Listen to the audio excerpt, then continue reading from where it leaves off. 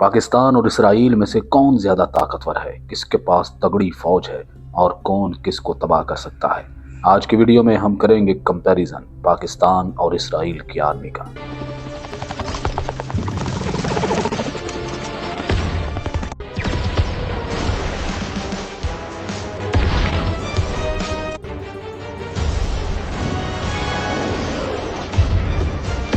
पाकिस्तान के पास 6 lakh active troops हैं। इसके अलावा 2000 प्लस टैंक्स इन सर्विस हैं, जबकि इसराइल के पास 1,70,000 ट्रूप्स हैं और इसके साथ साथ 4 से 5 लाख रिजर्व ट्रूप्स भी मौजूद हैं। और इसके साथ इसराइल के पास हाई टेक वेपन्स और अर्बन वारफेयर एक्सपीरियंस भी है, जिसमें पाकिस्तान अभी बहुत पीछे है। अब बात करते हैं दोनों मुल्कों की फिजाइया की। अगर फिजाइया की बात करें तो पाकिस्तान के पास 400 प्लस एयरक्राफ्ट्स हैं। इसके अलावा अहम तैयारे radar system JF-17 thunder, F-16 और J-35 भी शामिल होने वाले हैं।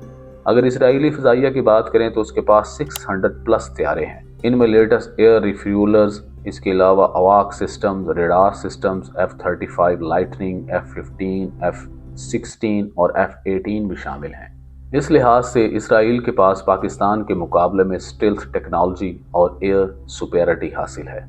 अब बात करते हैं नेवी की।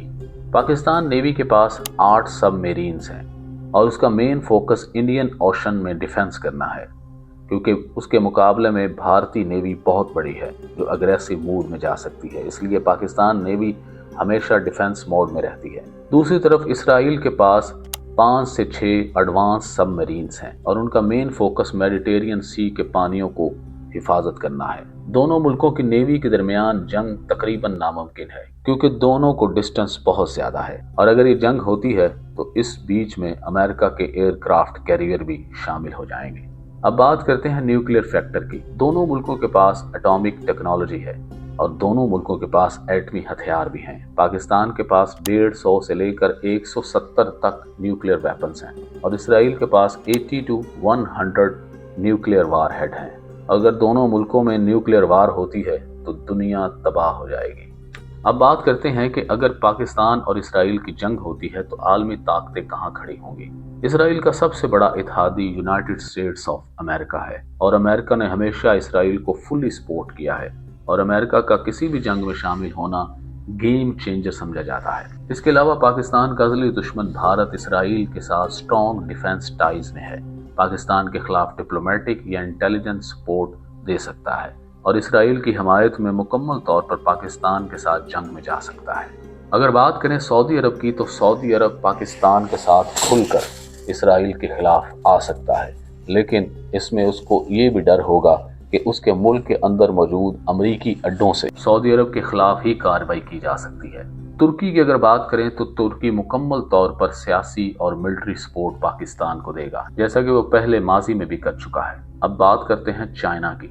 चाइना पाकिस्तान का स्ट्रॉन्ग एलाई है और वो कभी नहीं चाहेगा कि पाकिस्तान फॉल करे। चाइना डायरेक्टली और इनडायरेक्टली पाकिस्तान को खुल्लम खुल्ला और खुफिया तरीके से हर तरह से सपोर्ट करता है और पाकिस्तान के तकरीबन 80% वेपन्स अब चाइनीज हैं और चाइना कभी नहीं चाहेगा कि उसका हमसाया दोस्त मुल्क फॉल कर जाए। इसलिए चाइना खुल्लम खुल्ला पाकिस्तान की हिमायत करेगा। अब बात करते हैं रशियंस की।